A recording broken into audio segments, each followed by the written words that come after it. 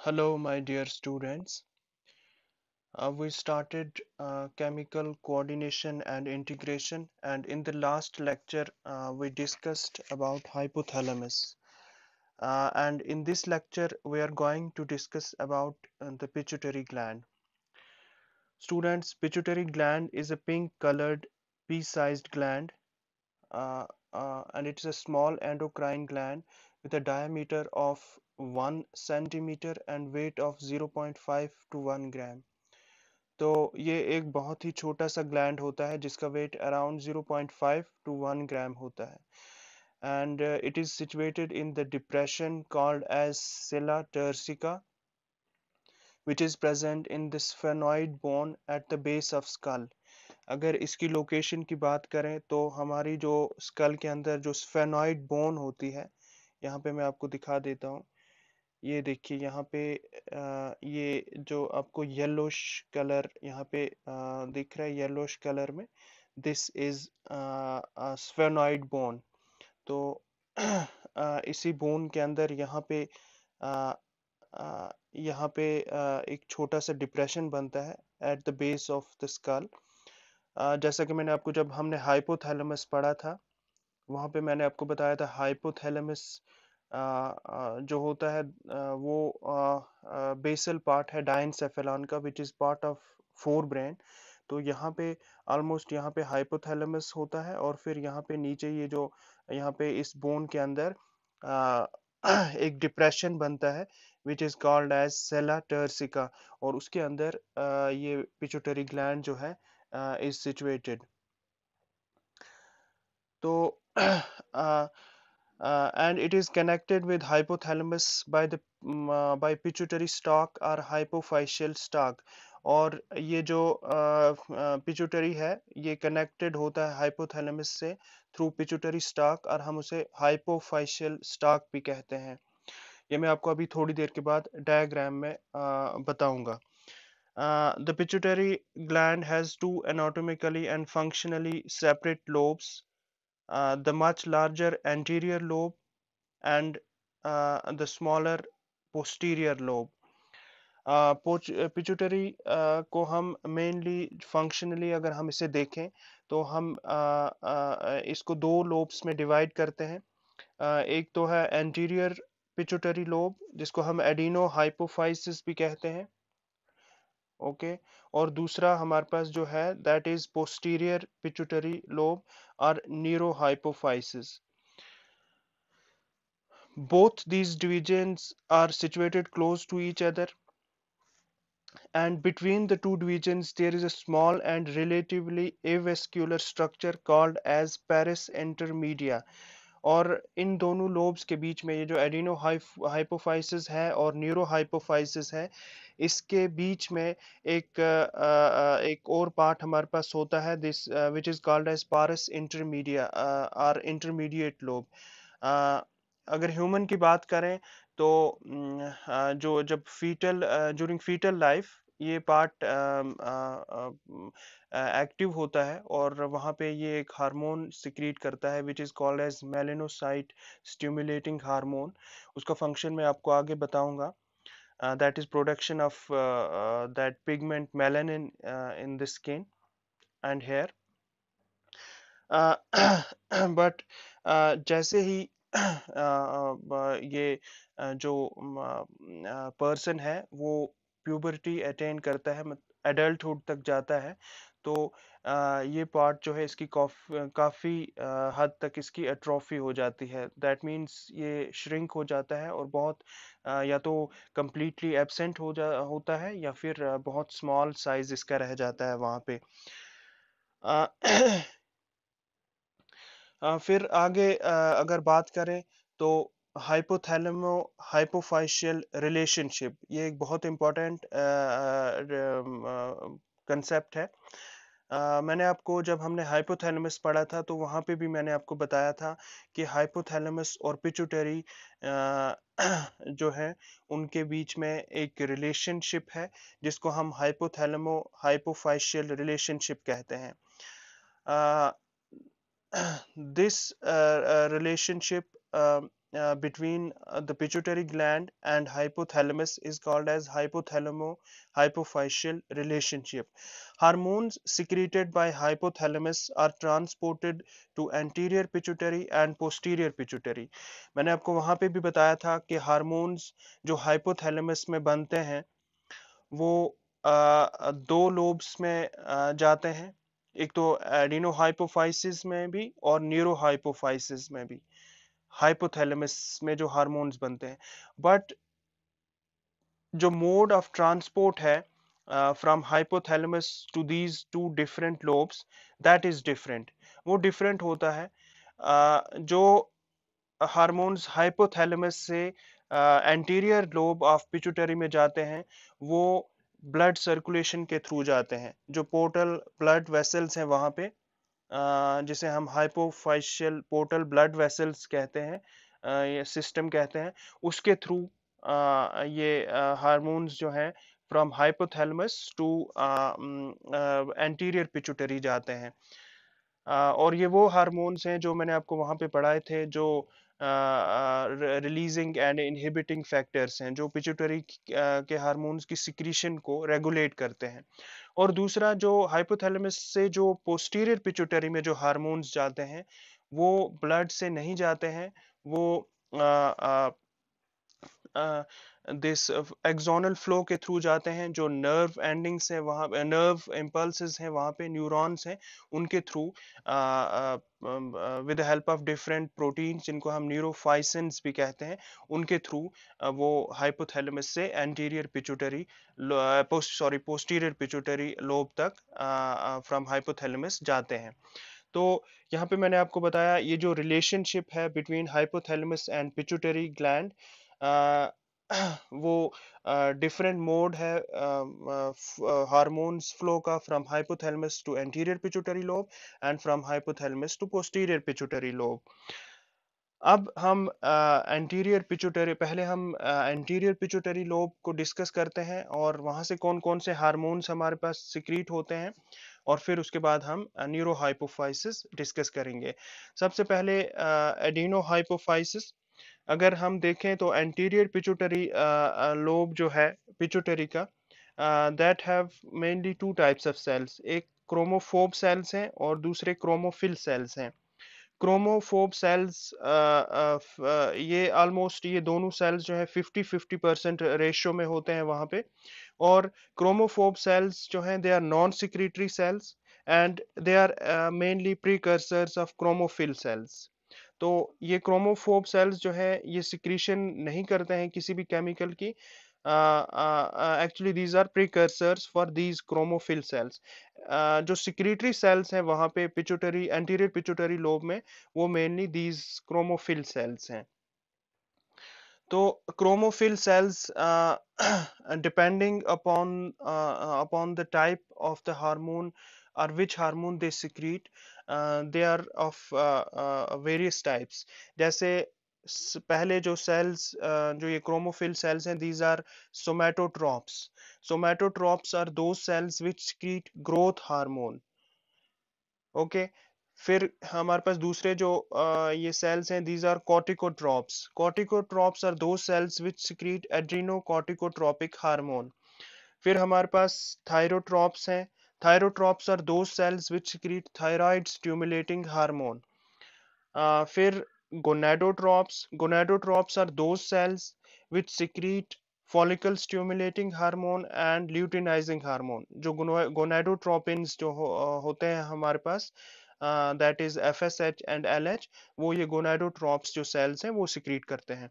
फिर लास्ट पर lactotropes. Lactotropes are those cells which secrete prolactin. तो ये थे जो सेल्स होते हैं वहाँ पर एंटीरियर पिट्यूटरी लोब में, और जो different types of hormones actually वहाँ पे सिक्रीट करते हैं।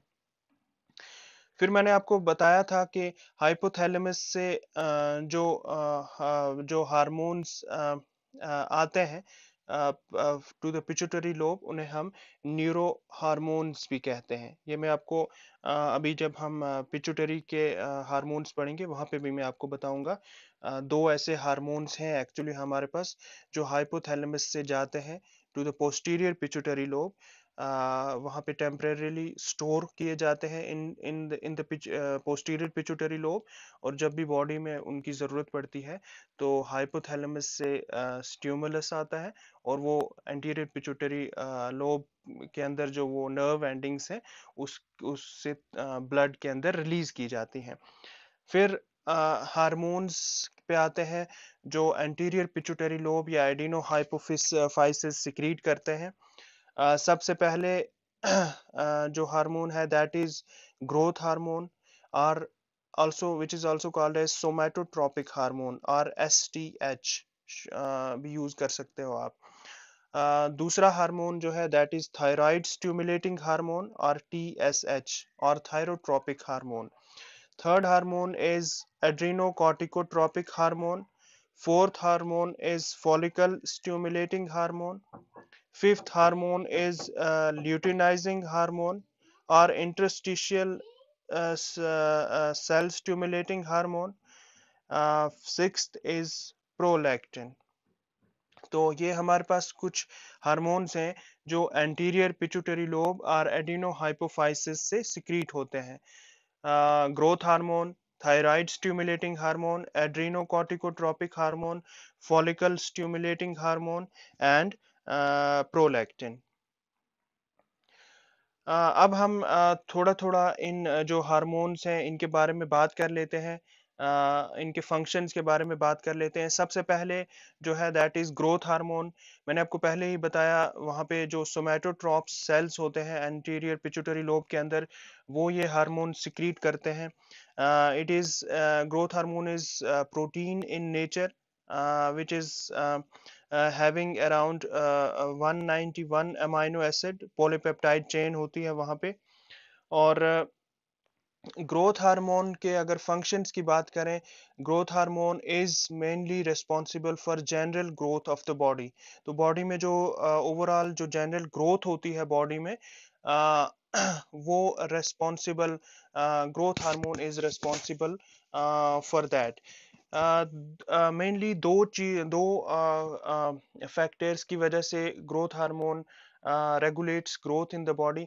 एक है प्रोटीन मेटाबॉलिज्म। प्रोटीन मेटाबॉलिज्म में ग्रोथ हार्मोन स्टिमुलेट करता है protein synthesis in the body और इनहिबिट करता है protein catabolism in the body. तो अगर प्रोटीन, आपको पता ही है proteins are building blocks and these are very important for growth of the body. तो मेनली जो ग्रोथ हार्मोन है that stimulates the protein synthesis in the body and inhibits this breakdown of proteins, तो उसकी वजह से growth होती है। दूसरा मेनली जो इफेक्ट होता है इसका ग्रोथ हार्मोन का that is on bones. In embryonic stage, growth hormone is responsible for differentiation and development of bone cells.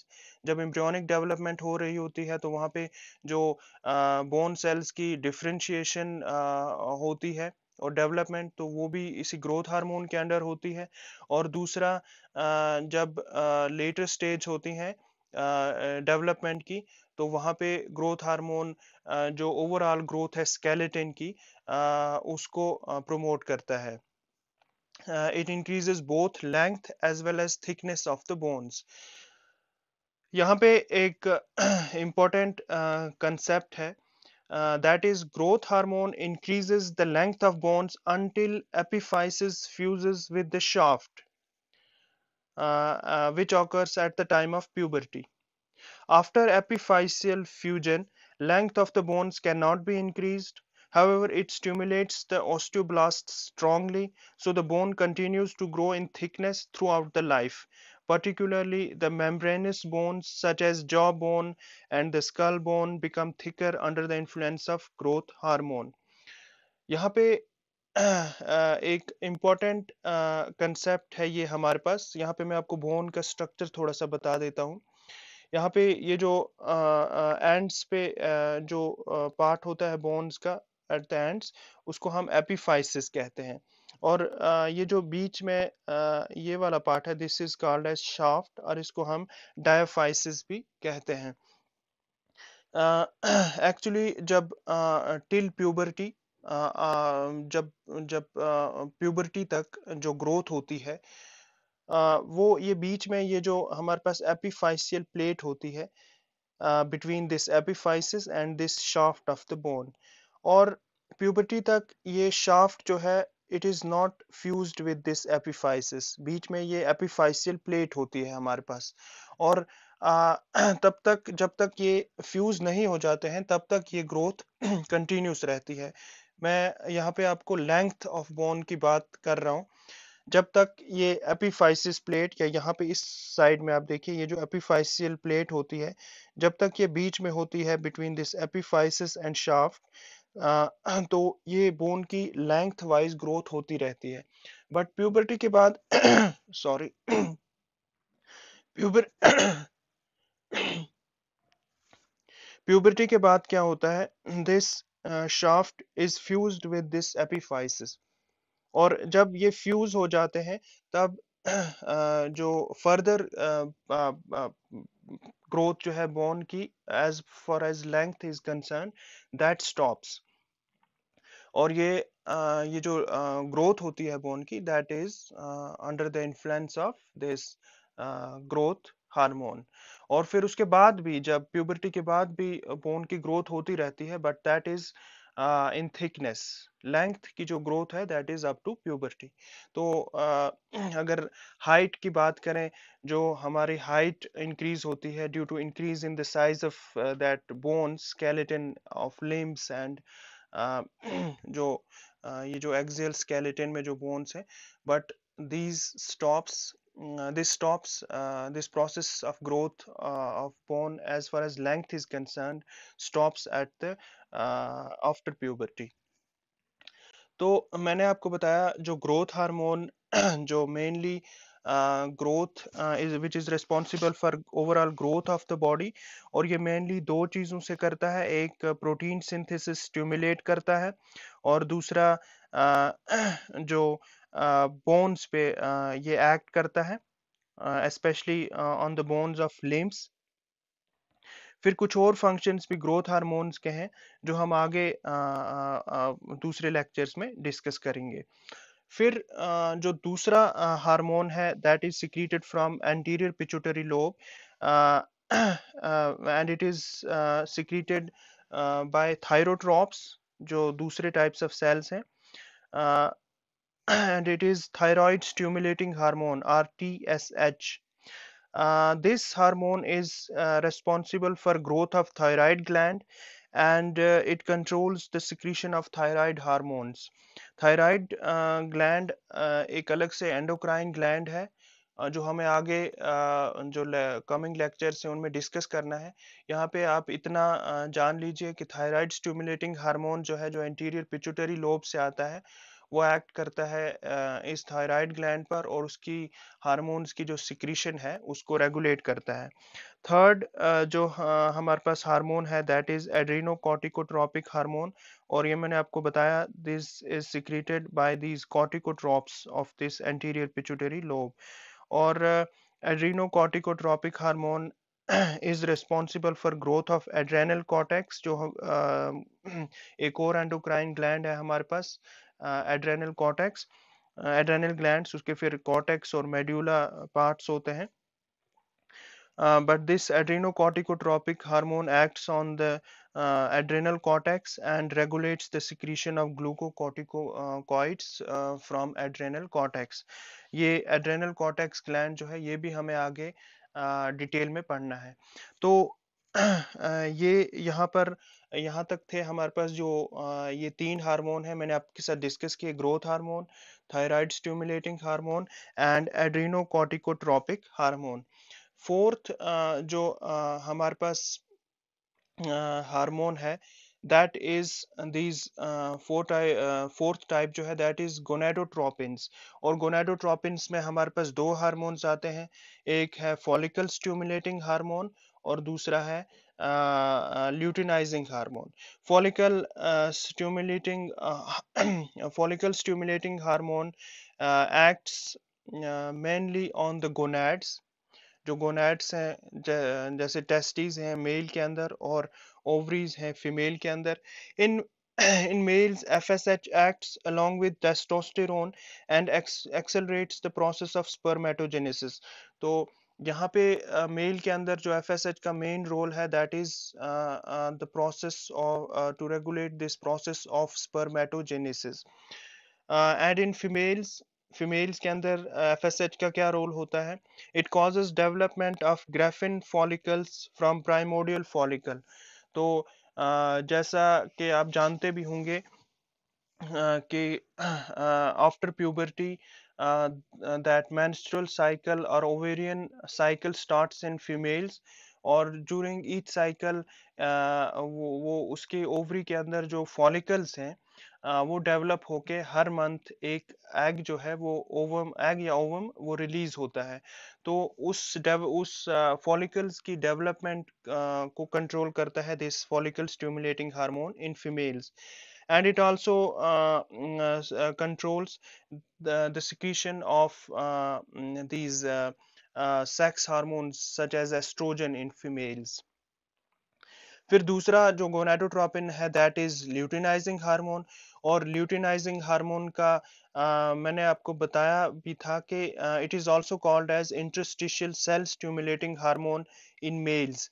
तो इसे हम इंटरस्टिशियल सेल स्टिमुलेटिंग हार्मोन भी कहते हैं मेल्स के अंदर।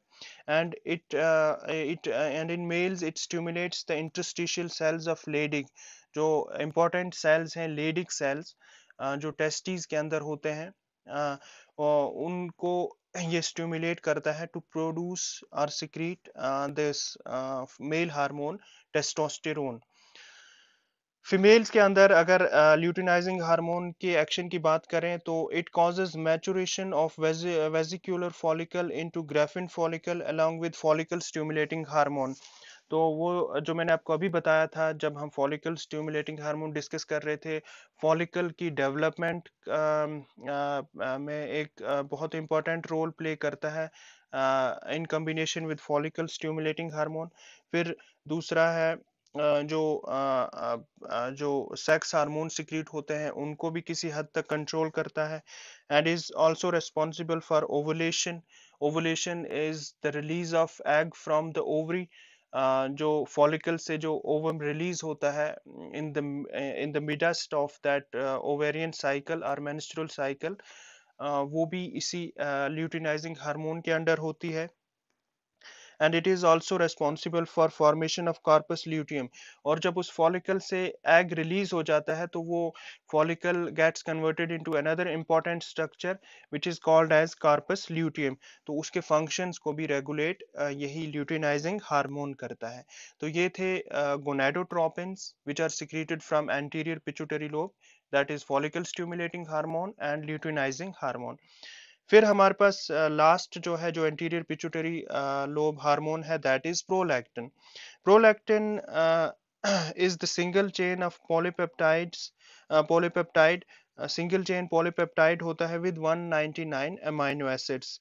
एक्चुअली जो मेनली जो ये प्रोटीन जो हार्मोन सिक्रीट होते हैं from anterior pituitary lobe, these are protein in nature. ये प्रोटीन नेचर के होते हैं दीज हार्मोन्स।